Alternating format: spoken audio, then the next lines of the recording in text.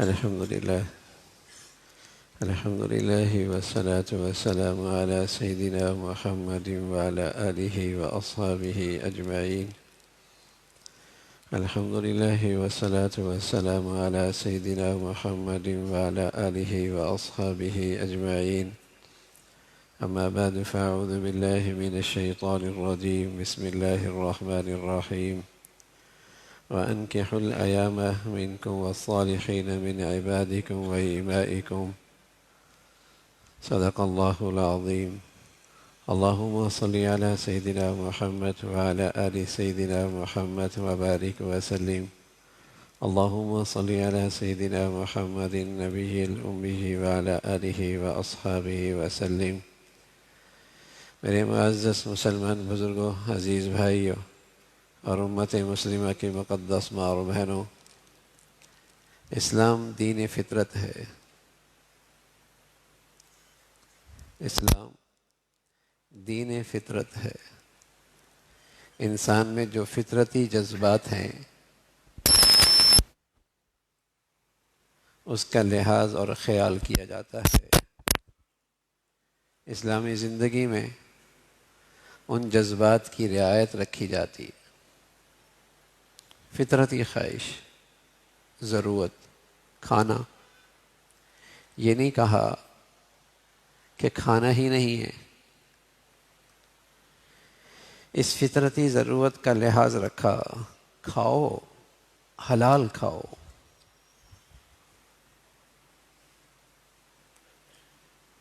فطرتی خواہش ہے، پیو، یہ نہیں کہا نہیں پینا، بلکہ راستہ بتایا، یہ پیو، حلال پیو، جائز پیو۔ انسانی فطرت میں ایک جذبہ ہے، فطرت میں رکھا ہے اللہ تعالیٰ نے، جنسی جذبہ، جنسی خواہش۔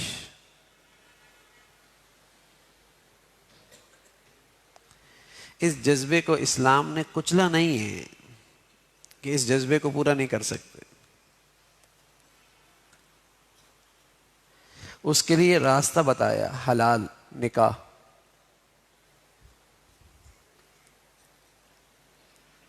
جنسی جذبہ انسانی فطرت میں ہے، اس کا حلال راستہ بتایا،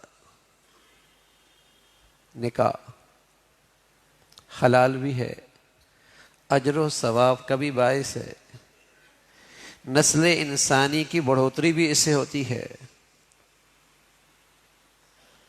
اور یہ خواہش نیک سے نیک آدمی کے اندر بھی ہے، پیغمبر کے دل کے اندر بھی ہے۔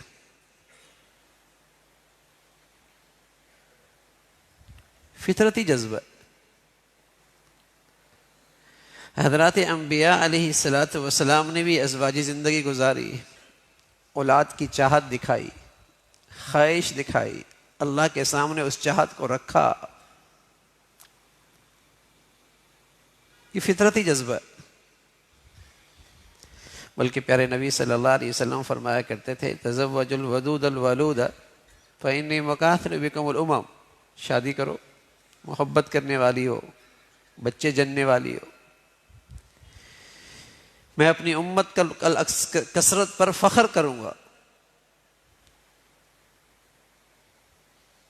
اجر کی بات بتائے، جیسے ماں باپ کو دیکھنا محبت کی نظر سے حج کا ثواب ہے، اولاد دیکھے محبت اور پیار سے، اسی طرح شوہر اپنی بیوی کو محبت کی نظر سے دیکھے اور بیوی اپنے شوہر کو محبت کی نظر سے دیکھے، دونوں کو اللہ اپنی رحمت کی نظر سے دیکھتے ہیں۔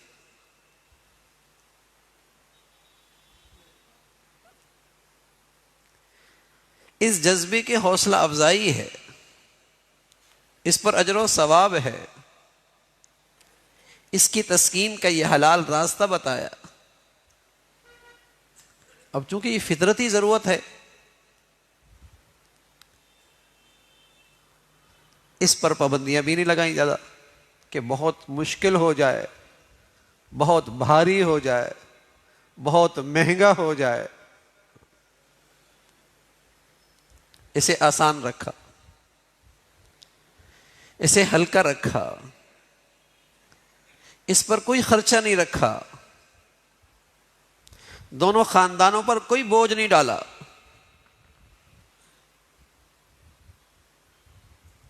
عیسائیوں میں تو یہ ہے کہ بزرگی نہیں ملتی جب تک کہ اس جذبے سے دستبردار نہ ہو۔ رہبانیت،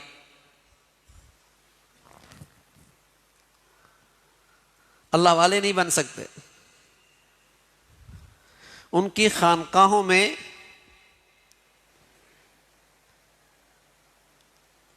ایسے لوگ اکٹھے ہونے لگے جو اس جذبے سے دستبردار ہو گئے، نتیجہ نکلا کہ وہ فحاشی کے اڈے بن گئے۔ غیر فطرتی راستہ کا نتیجہ برائی آتی ہے، آدمی حیوانیت کی طرف جاتا ہے۔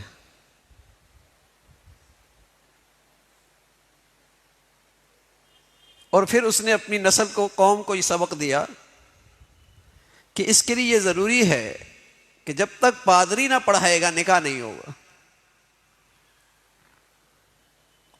وہ اجازت دے نہ دے۔ اسلام نے تو اس کی پابندی بھی نہیں رکھی۔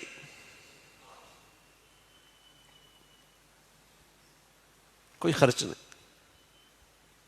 بلکہ آپ علیہ الصلوۃ والسلام نے ترغیب دی،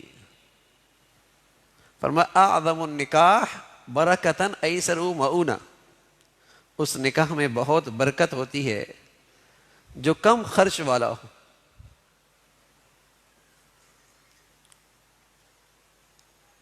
ایسرہ مؤونہ، بوجھ نہ ہو، نہ لڑکے والوں پر نہ لڑکی والوں پر، تاکہ کسی کے لیے اس فطرتی خواہش اور جائز راستے کے لیے مشکل نہ ہو۔ حلال مہنگا کر دیں گے نا تو حرام سستا ہو جائے گا۔ اس سے معاشرے میں فساد آئے گا، بربادی آئے گی۔ جب غیر فطرتی راستے تلاش کیے جائیں گے تو معاشرے میں فساد آئے گا۔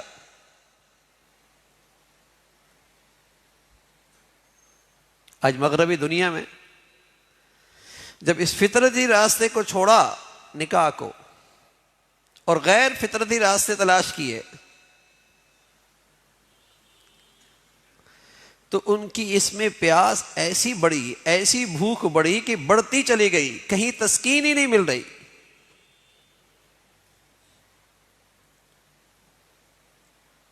جہاں عورت اتنی سستی ہے، قدم قدم پہ میسر ہے، لیکن ان کے اس جذبے کو تسکین اس سے نہیں ہوئی، انہوں نے زنا بالجبر کا راستہ، اس کی طرف قدم اٹھایا، تسکین پھر بھی نہیں ہوئی، پھر آگے بڑھے، اور اب اس معاشرے میں بے شمار ایسے واقعات ہیں کہ اس جنسی خواہش کو پورا کرنے کے بعد اسے قتل بھی کر دیتے۔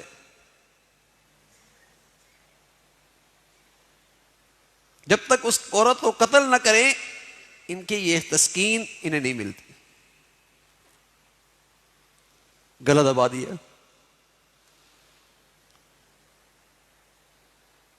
اس لیے کہ پھر یہ وہ ایسی بھوک ہے اور یہ ایسی پیاس ہے کہ پھر یہ بڑھتی چلی جاتی ہے، کسی حد پہ جا کے رکتی نہیں، تو انسان کتے بلیوں کی طرح ہو جاتا ہے کہ اس کی نسل کا پتہ ہی نہیں لگتا کہ اس کا باپ کون ہے، ماں کون ہے، بہن کون ہے، بھائی کون ہے۔ گھریلو زندگی، فیملی کی زندگی، خاندان کی زندگی، یہ ساری نسبتیں وہاں ختم ہو جاتی۔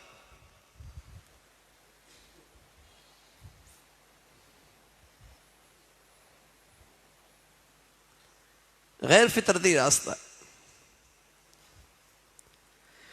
اسلام نے یہ جذبے کے لیے حلال راستہ بتایا، نکاح، اور اس کی حوصلہ افزائی کی، اس کو اجر و ثواب کی بات بتائی۔ ایک صحابی کہنے لگے یا رسول اللہ، ہم اپنے گھر، اپنی اہلیہ سے زوجیت کا تعلق قائم کرتے ہیں اور اپنی لذت کے لیے کرتے ہیں، اس پر بھی اجر ملے گا؟ فرمایا کیوں نہیں؟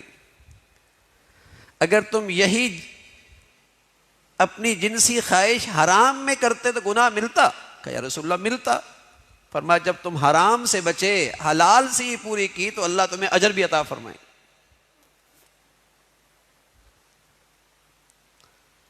اللہ تعالیٰ اس پہ اجر بھی عطا فرمائے. تو اسے حلال کیا اور آسان کیا، انتہائی آسان. صحابہ میں حضرت عبد الرحمن بن عوف رضی اللہ عنہ عشرہ مبشرہ صحابہ میں سے، عظیم بڑے لوگوں میں سے، اور اللہ نے انہیں دنیا بھی خوب دی تھی، مال بھی بہت دیا تھا، اور تھے بھی بڑے آدمی. شادی ہوئی مدینہ میں، اللہ کے نبی صلی اللہ علیہ وسلم مدینہ میں ہیں. تو ایک دن آپ کی خدمت میں آئے تو آپ کے کپڑوں پہ خوشبو کا نشان تھا. کہا عبد الرحمن شادی ہو گئی؟ کہا یا رسول اللہ شادی ہو. یہ بھی پلٹ کے نہیں فرمایا کہ ہمیں تو آپ نے بتایا ہی نہیں، بلکہ جابر رضی اللہ عنہ بہت لاڈلے صحابی اللہ کے نبی کے، بہت لاڈلے. ایک دن آئے اور ایسی تذکرے میں فرمان لگے کہ میں نے شادی کر لی ہے. آپ نے فرمایا جابر کنواری سے کیے یا بیوہ سے کیے؟ تو آپ علیہ الصلوۃ والسلام یا رسول اللہ میری چھوٹی چھوٹی بہنیں تھیں تو میں نے چاہا کہ کنوار اسے نہیں بیوہ سے کروں تاکہ وہ ان کی ذمہ داری اور تربیت کی ذمہ داری اچھے طریقے سے پوری کر سکے، اس لیے میں نے بیوہ سے کیے. حضور علیہ الصلوۃ والسلام نے دعا دی اور فرمایا اللہ تعالیٰ اس میں برکت عطا فرمائے. یعنی اتنے پیارے، اتنے قریبی، اور اس زمانے میں مدینہ کو اتنا بڑا بھی نہیں تھا.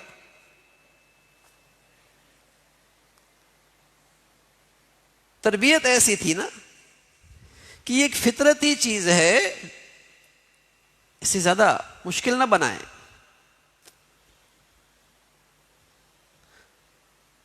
اور اس سے زیادہ کوئی پریشانی کا باعث نہ بنائے. اور اب کیا حال ہے؟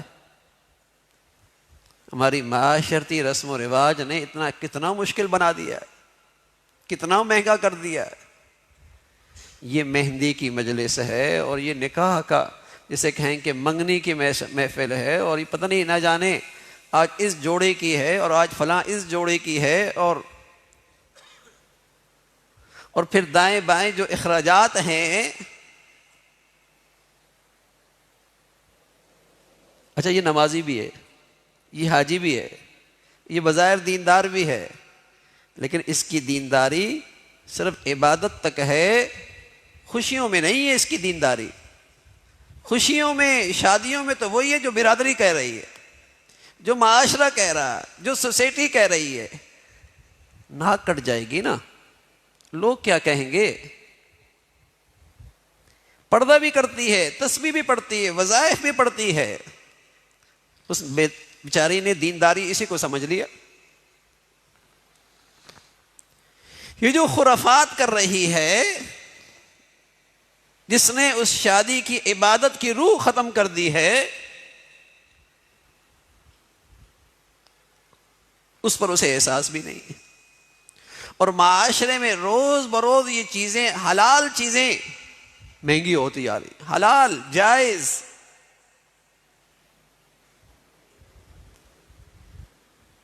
اور اب تو جو لوگ نے زکوٰۃ لینی ہے نا، وہ بھی ان سارے رسم و رواج پورا کرنے کے لیے زکوٰۃ لے رہے ہوتے ہیں. یہ شادی کرنی، اس کے بغیر وہ بچی رخصت نہیں کر سکتے. کوئی وہ بچی لینے کے لیے تیار نہیں ہے کہ یہ کیوں نہ لے کے آئے، اور اس معیار کا فرنیچر آپ نے پہلے کیوں نہیں بھیجا، فلاں برانڈ کے جوڑے آپ نے کیوں نہیں لائے.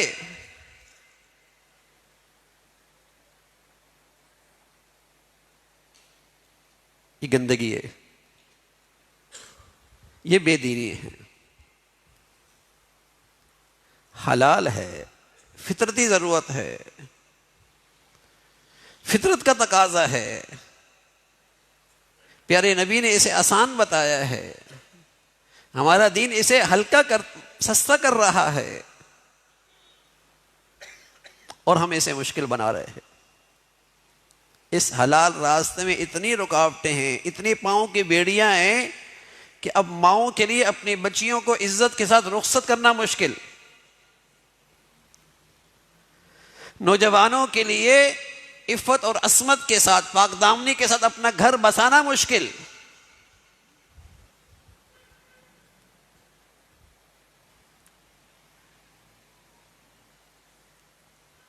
نکاح آسان فرمایا، اور فرمایا والذین هم لفروجهم حافظون الا على ازواجهم او ما ملكت ايمانهم فانهم غير ملومين فمن ابتغى وراء ذلك فاولئك هم العادون. جو ایمان والے فلاح پانے والے ہیں، کامیاب ہونے والے ہیں، ان کی خوبیوں میں سے ایک خوبی یہ ہے کہ وہ اپنی شرمگاہوں کی حفاظت کرتے ہیں،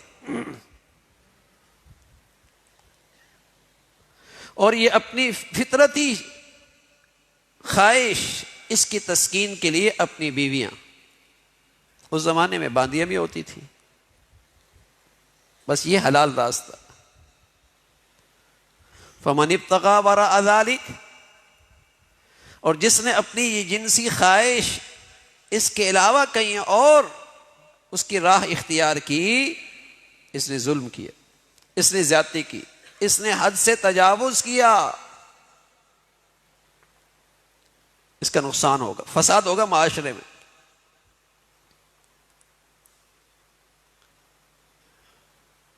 اس لیے دین نے جو لوگ اس راستے میں حد سے تجاوز کرتے ہیں اور اس جنسی خواہش کے لیے حرام راہیں تلاش کرتے ہیں،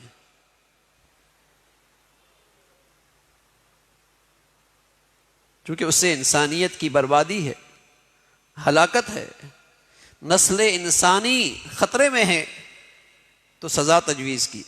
زانی کی سزا، زنا کرنے والا مرد، زنا کرنے والی عورت، بغیر شادی شدہ، فجلدوہم کل واحد منہما 100 جلدہ، انہیں 100 کوڑے مارو، اور بھرے مجمع میں مارو.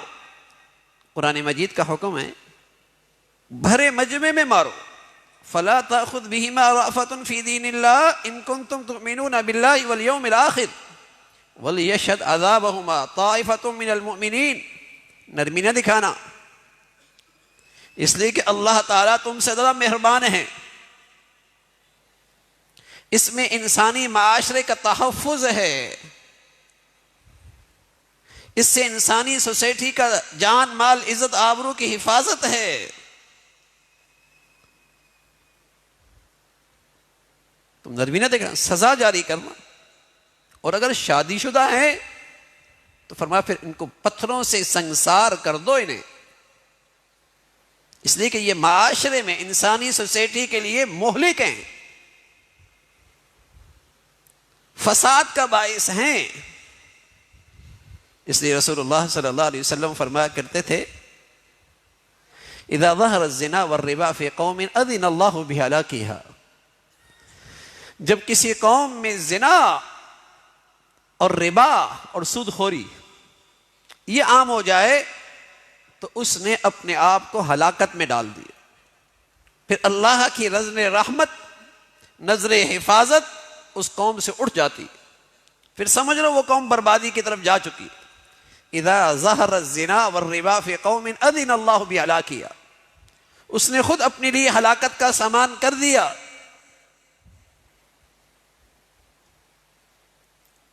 تو فطرتی جذبہ ہے، جنسی خواہش، اس کی تسکین کا راستہ دین نے دیا ہے، حلال دیا ہے، جائز دیا ہے، اجر و ثواب کی بات بتائی ہے.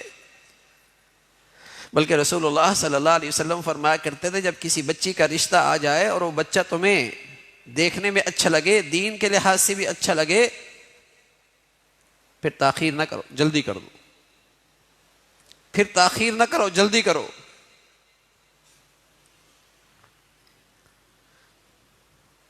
لیکن اب تو ایک فرشت ہے نا،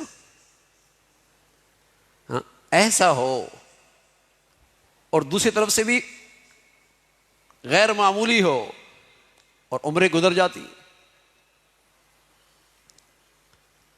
عمریں گزر جاتی ہیں۔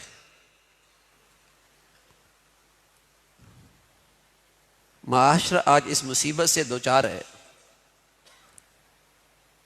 کہ حلال چیزیں مشکل ہوتی چلی گئی اور برائی اور حرام عام ہوتی چلی گئی۔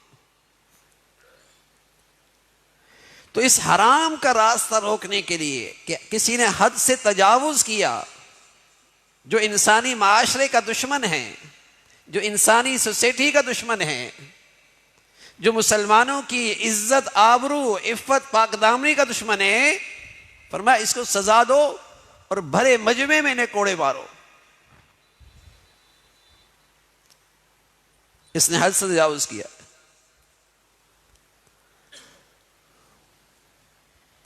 اور ساتھ ساتھ اس برائی سے تک پہنچنے کے لیے جو سب سے پہلا قدم ہے اس پر پہرا بٹھایا کہ تاکہ وہاں قدم پڑے ہی نہیں اور اس برائی تک پہنچے ہی نہیں۔ اور وہ کیا تھا؟ نظروں کی حفاظت۔ اس لیے کہ جب نظر بے قابو ہو جاتی ہے تو دل بے قابو ہو جاتا ہے اور پھر شرم و گاہ بے قابو ہو جاتی۔ اس گندگی سے حفاظت کے لیے جو پہلا قدم ہے نظروں کی حفاظت، اس لیے آپ علیہ الصلوۃ والسلام فرمایا کرتے تھے العینیان العینان تزنیان، آنکھیں بھی زنا کرتی، وزناہما النظر، اور ان کا زنا یہ ہے کہ کسی اجنبی عورت کو لذت سے دیکھنا، لذت سے دیکھنا۔ النظر سہم من سہام ابلیس، بد نظری یہ شیطان کے زہریلے تیروں میں سے ایک تیر ہے۔ جیسے زہریلا تیر لگتا ہے جان چلی جاتی ہے، اس بد نظری سے ایمان کی روح چلی جاتی ہے، آدمی ایمان کے لحاظ سے مردہ ہو جاتا ہے، مہینوں کی نہیں سالوں کی نیکیوں کا نور ضائع ہو جاتا ہے۔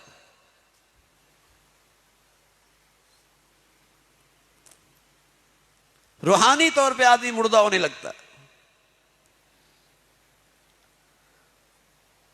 تو زنا کی طرف بدکاری سے پہلے پہلا قدم بتایا کہ وہیں پیرا بٹھا دیا، نظروں کی حفاظت کرو۔ اسلامی تہذیب کھڑی ہی حیا پر ہے، شرم و حیا پر ہے، اور مغربی تہذیب میں ہاں شرم کا لفظ ہے ہی نہیں، انگریزی میں شرم کا لفظ نہیں ہے، ان کے یہاں حیا نہیں ہے، حیا کا لفظ ہی نہیں، ان کے ہاں یہ بیماری ہے، یہ عیب ہے۔ ان کی پوری تہذیب بے حیائی پہ کھڑی ہے، گندگی پہ کھڑی ہے۔ اس لیے وہ بچپن سے لے کر یونیورسٹی تک اور پھر آگے جو زندگی ہے وہ مخلوط زندگی رکھتے ہیں، تاکہ کہیں یہ شرم و حیا کے جراثیم آنے نہ پائے۔ ان کے نزدیک تو یہ عیب ہے، اور اس کا نتیجہ یہ ہے کہ آج ان کا معاشرہ وہاں بعض سوسائٹیوں میں، بعض معاشرے میں 70-80% کا پتہ کوئی نہیں کہ ان کے ماں باپ کون ہیں، کچھ نہیں پتا کہ ان کے ماں باپ کون۔ جب غیر فطرتی راستے پہ چل پڑے تو ان کے معاشرہ ایسا ہو گیا، باپ کون ہے، ماں کون ہے، بہن کون ہے، بھائی کون ہے، یہ سلسلے ہی ختم ہو گئے وہاں۔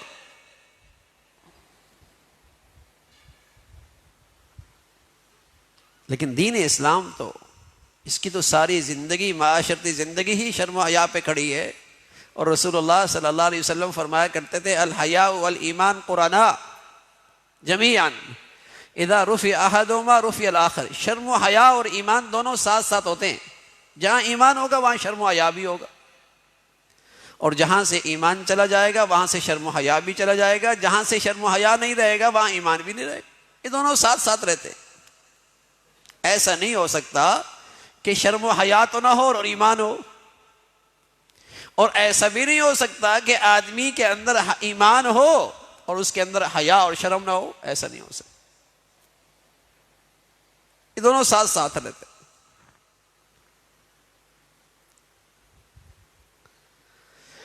تو اس برائی سے حفاظت کے لیے، اس گندگی تک جانے سے پہلے اسلام نے ایک حکم دیا قل للمؤمنین یغضوا من ابصارہم. اے ایمان والو اپنی نظریں جھکا لو. وَيَحْفَظُوا فُرُوجَهُمْ، اس سے تمہاری شرمگاہیں محفوظ رہیں گی.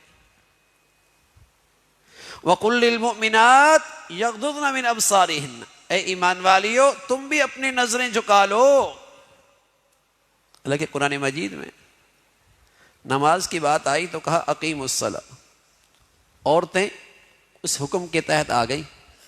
خطاب مردوں سے ہے.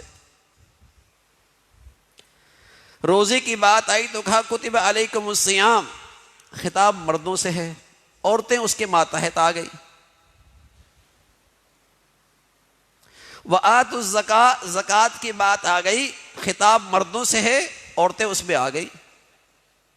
لیکن نظروں کی حفاظت کی جب بات آئی تو مردوں سے الگ خطاب کیا، عورتوں سے الگ خطاب کیا.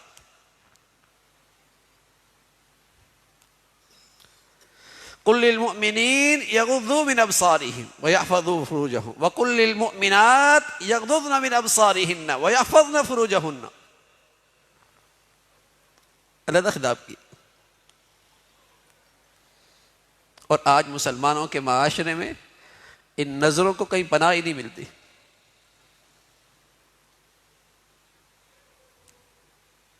ان نظروں کو کہیں پناہ ہی نہیں ملتی.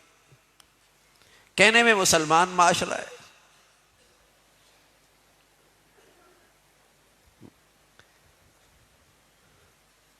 اور روز بروز یہ برائی بڑھتی چلی جا رہی. توبہ بھی نہیں ہے اس پہ، شرمساری بھی نہیں.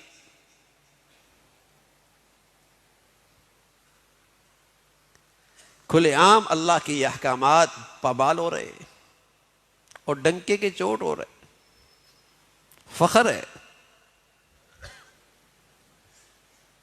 تعلیمی اداروں سے لے کر ان کی تقریبات دیکھی،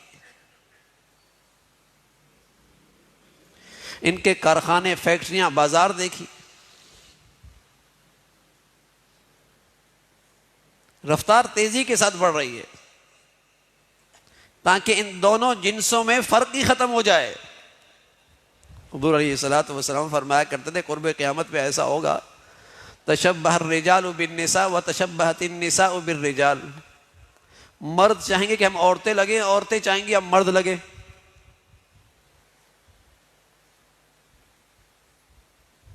فرق ہی ختم ہو جائے گا. اور اس سے بڑی مصیبت آئے گی الرجال بالرجال والنساء بالنساء. مرد مردوں سے، مرد مردوں سے اپنی یہ جنسی تسکین حاصل کریں گے، اور عورتیں عورتوں سے اپنی جنسی تسکین حاصل کریں گی. الرجال بالرجال والنساء بالنساء. جیسے قوم لوط میں بیماری تھی.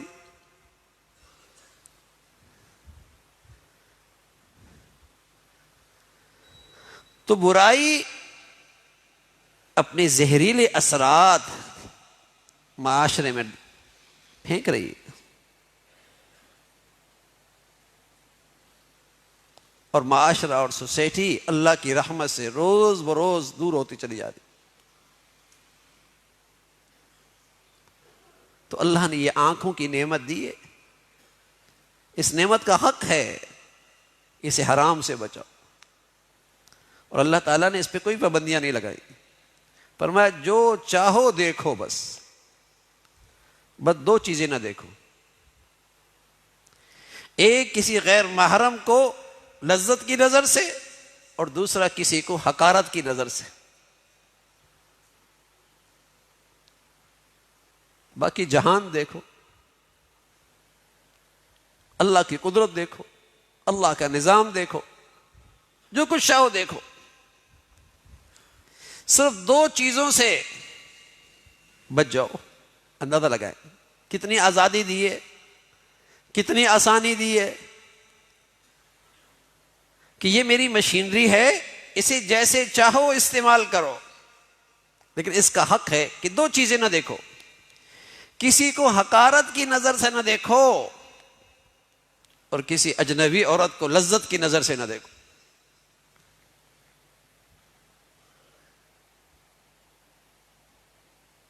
اللہ کی شان، لاکھوں کروڑوں چیزوں کو دیکھ سکتے ہو، کتنی آسانی دی، لیکن کتنی ناقدری ہے اس نعمت کی کہ حقارت کی نظریں بھی دوسروں پہ ہیں اور بد نظری کی نظر بھی ہے. کیسی احسان فراموشی ہے، کیسی ناشکری ہے، کیسی اس نعمت کی ناقدری ہے.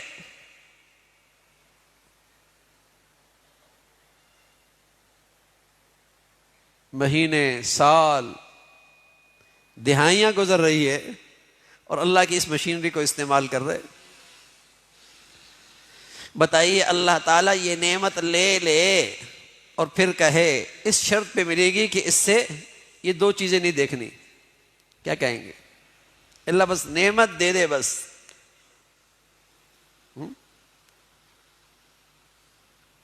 اس شرط پہ ملے گی کہ ان دو چیزوں کو نہیں دیکھنا.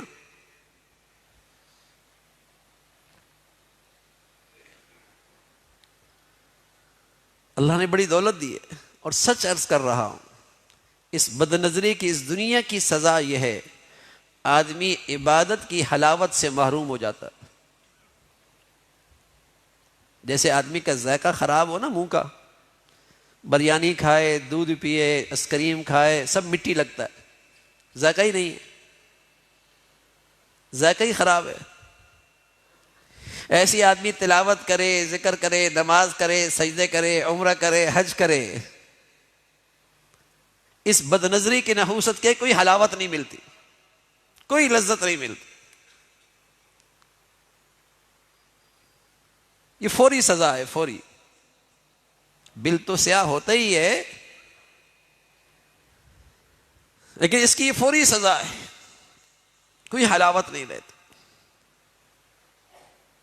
اور یہ گناہ اتنا عام ہو گیا کہ خیال ہی نہیں ہے کہ اس گناہ سے بچنا ہے. ہماری تقریبات، شادیاں، استقبال کرنے کے لیے عورتیں باہر کھڑی ہوتی، کوئی احساس نہیں ہوتا.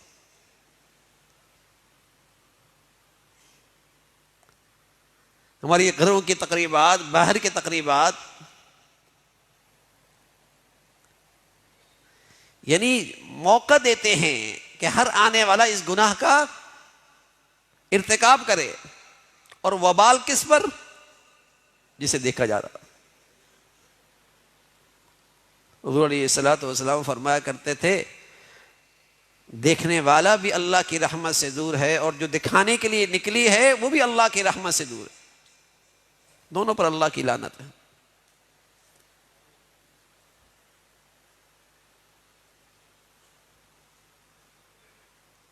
یہ برائی برائی نہیں رہی،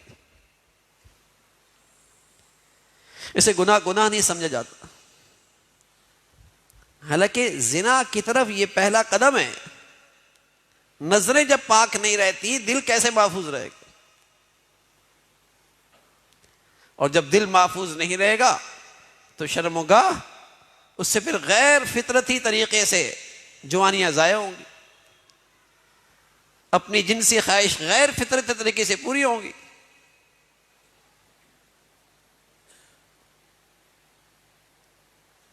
صحت بھی خراب، ایمان بھی خراب، اور معاشرے ابھی فساد زدہ. بہت سارے قتل کے پیچھے، قتلوں کے پیچھے آپ کو نظر آئے گا کہ اس کے پیچھے یہی برائی موجود ہے. بہت سارے قتل، اس کے پیچھے آپ کو یہی برائی نظر آئے گی. کہیں مرد کی حد سے تجاوز، کہیں عورت کا حد سے تجاوز. 2 دن پہلے ہی میں پڑھ رہا تھا کہ لڑکی نے پسند کی شادی کی، باپ عدالت میں آیا، بیٹی نے باپ کے خلاف گواہی دی تو باپ کا دل وہیں بیٹھ گیا، وہیں مر گیا. برداشت نہیں ہو سکا اس کو. اب ماں اس اپنے شوہر کے سامنے قبر پہ، اس پہ لاش پہ کھڑی ہو کر بیٹی کو بددعائیں دے رہی. ایسے ہمارے معاشرے میں نہ جانے کتنے واقعات. آغاز کہاں سے ہوا؟ مرد عورت کا آزادانہ اختلاط، ملنا جلنا، اٹھنا بیٹھنا، تعلیمی اداروں کا اختلاط، آزادانہ رابطے. ابتدا یہیں سے نا. اس کا انجام بدکاری، اس کا نتیجہ قتل. جب شریعت نے کہہ دیا، ہمارے دین نے کہہ دیا کہ جب غیر فطرتی راستوں پہ چلو گے تمہارے معاشرے میں فساد اور ہلاکت آئے گی، اور آ چکی ہے.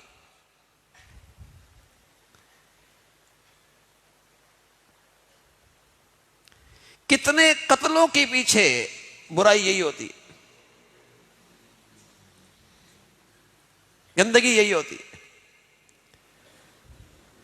اور جب شریعت نے فرمایا کہ یہ 2 صنفیں ہیں، ان کا دونوں کا دائرہ کار الگ الگ ہے، ان کی جان مال عزت آبرو میں یہ دونوں برابر ہیں. جیسے مرد کی جان بہت قیمتی ہے، عزت بہت قیمتی ہے، عزت بہت، مال بہت قیمتی ہے، ایسی عورت کی جان مال عزت و آبرو بھی بہت قیمتی ہے. دونوں برابر ہیں، لیکن دونوں کو دائرہ کار علیحدہ علیحدہ ہے. اگر آپ نے اس کو خلط ملط کر دیا، معاشرہ فساد زیادہ ہو جائے گا، پھر برائی روکنا مشکل ہو جائے گی.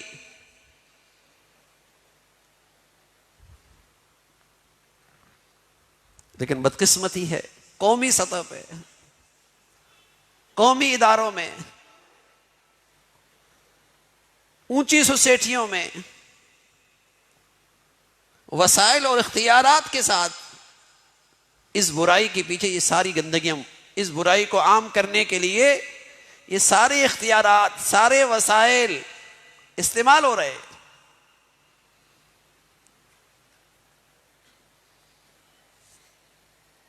کہ جب عورتوں کے اندر سے اور معاشرے کے اندر سے شرم و حیا نکلے گا تو ایمان نہیں رہے گا. اور جب ایمان نہیں رہے گا تو ایسی قوم کو ہمیشہ دبا کے رکھنا، غلام بنا کے رکھنا، غلامیت کی زنجیروں میں جکڑنا، بے دینی میں رکھنا سب آسان ہو جائے گا، سب آسان ہو جائے گا.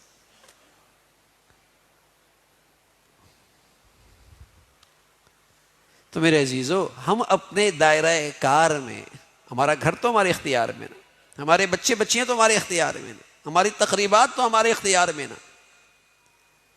جہاں جہاں ہمارا اختیار چلتا ہے وہاں تو اللہ کے یہ حکم زندہ ہو.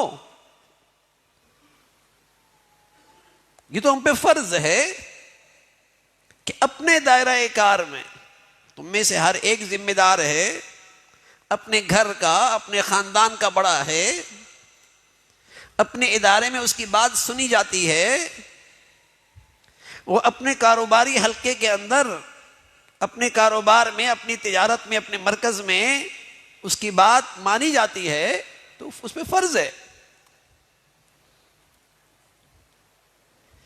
کہ وہ اس جگہ کو ان گندگیوں سے محفوظ رکھے. اس کا فریضہ ہے. تو نظروں کی حفاظت بتائیے کہ اس کی حفاظت کرو اور ہمت سے کام لے اور دعا کرے. اللہ نے ان آنکھوں میں ایک فطرتی چیز رکھی ہے، کہ کوئی بھی نقصان دہ چیز اس کے قریب کریں گے تو اس کی پلکیں خود جھک جائیں گی، خود جھک جائیں گی، بے اختیار جھک جائیں گی۔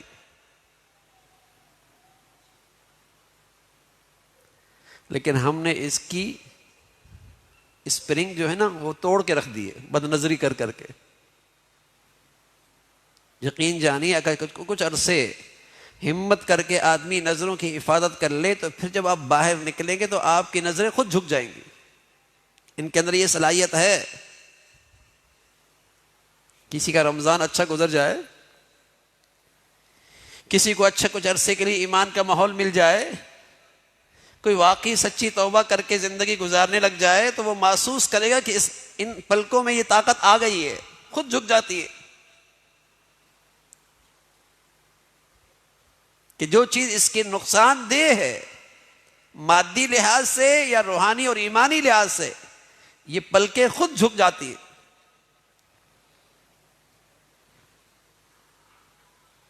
ان میں صلاحیت ہے۔ لیکن اللہ حفاظت فرمائے، اللہ تعالیٰ حفاظت فرمائے، جب اندر کا ایمان کا حال خراب ہو جائے تو پھر تو اس برائی میں لذت آنے لگتی ہے، اس برائی میں لذت آنے لگتی ہے۔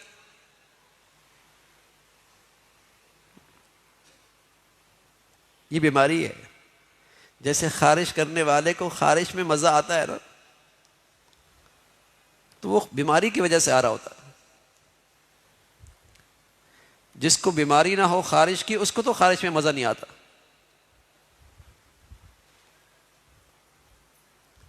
خارش میں مزہ اسی آتا ہے جس کو خارش کی بیماری ہو۔ بد نظری میں مزہ اسی کو آتا ہے جس کو بیماری لگ گئی، جس کے ایمان کو بیماری لگ گئی، ورنہ تو مزہ نہیں آتا۔ اور آپ جانتے ہیں خارش والے کو جب خارش میں مزہ آتا ہے تو خارش کے بعد کیا حال ہوتا ہے؟ جلد خراب ہوتی ہے، پیپ نکلنے لگتی ہے، خون آنے لگتا ہے اور زور سے خارش اٹھتی ہے۔ ایسا ہی ہے نا؟ ایسی بد نظری کی سزا بھی ملتی کہ اور زیادہ اس گناہ کی طرف چاہت بڑھتی ہے اور اس کی بے چینی دل میں آتی ہے، اس سے بے سکونی دل میں آتی ہے، اس سے اندر زخم لگتے ہیں، اس کے زخم اندر آدمی کو تکلیف دیتے۔ خارش کا تو نقصان ہے نا، لیکن تھوڑی دیر مزہ آتا ہے خارش میں، لیکن بیمار آدمی کو آتا ہے۔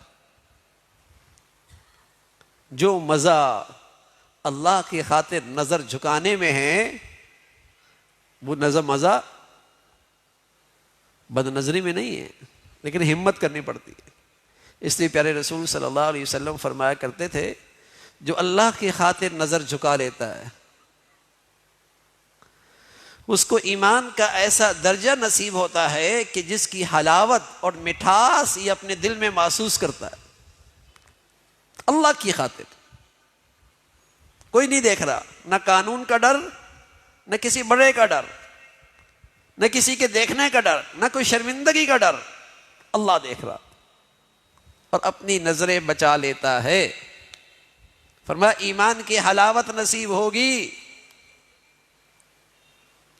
محسوس کرے گا اس کا مزہ، اس کا اپنا مزہ ہے۔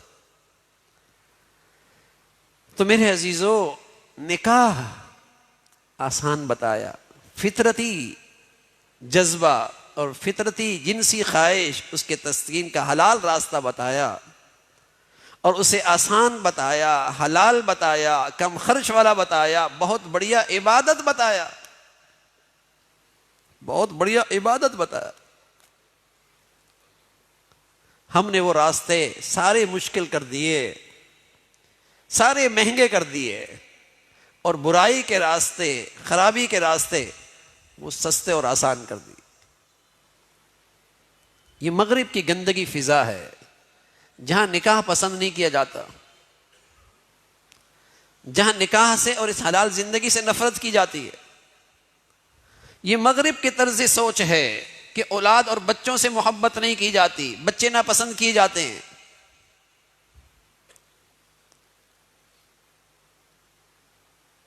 یہ غیر فطرتی طور طریقے ہیں۔ پیغمبروں کی سوچ، نبیوں کی سوچ، ولیوں کی سوچ، اسلام نے جو سوچ دی ہے وہ نکاح کا راستہ بتایا ہے، وہ اولاد کا راستہ بتایا ہے۔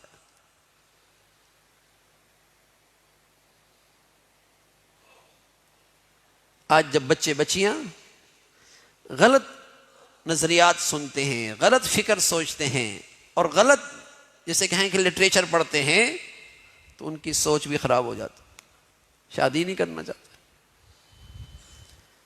نکاح ہی نہیں کرنا چاہتے، بچی ہی نہیں چاہتے، اولاد کی چاہت ہی ختم ہے۔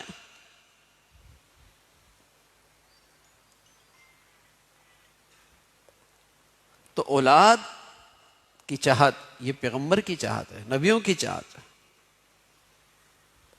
یہ اللہ کی بڑی نعمت ہے۔ اور نکاح عبادت بتایا اور اسے آسان بتایا۔ دوران طواف کوئی آدمی برائی کر رہا ہو، کتنا برا سمجھا جاتا ہے کہ طواف کر رہا ہے اور موسیقی سن رہا ہے۔ نماز کی نیت کر رہا ہو، ساتھ ساتھ موسیقی بھی سن رہا ہو، کتنا برا سمجھا جاتا ہے۔ نماز پڑھ رہا ہے اور موسیقی بھی سن رہا ہے۔ روزہ رکھا ہوا ہو اور اس میں ناچ بھی رہا ہو، موسیقی بھی سن رہا ہو، کیا کہیں گے؟ ابھی روزہ رکھ کی حرکتیں کر رہا ہے۔ لیکن نکاح کی تقریب میں سب کچھ ہوتا ہے، اس لیے کہ مسلمان نے آج نکاح کو عبادت نہیں سمجھا۔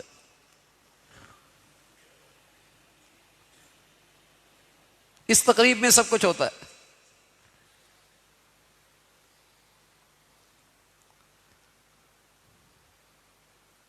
نفل کو عبادت سمجھا، روزے کو عبادت سمجھا، طواف کو عبادت سمجھا، سعی کو عبادت سمجھا۔